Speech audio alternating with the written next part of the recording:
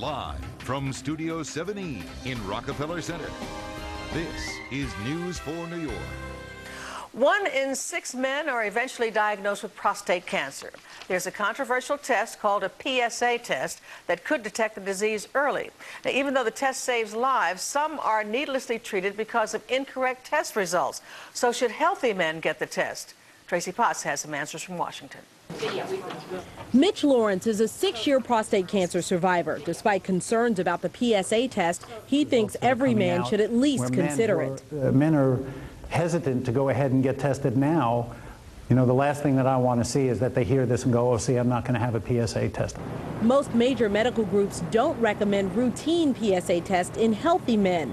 The National Cancer Institute found men who got the PSA or a digital rectal exam lived no longer than those who didn't. In Europe, screening reduced deaths by 20%, but for every life saved, 47 patients suffered needless biopsies, treatment, and side effects like impotence and incontinence. Prostate cancer can be deadly, but not all types are harmful. Many men live and die with slow-growing cancers that don't need treatment, but screening tests can't tell the difference.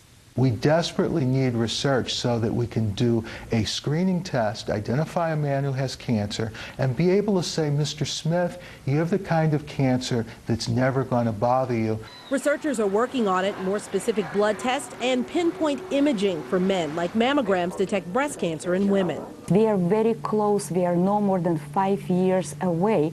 But what we need to get that is significant government investment.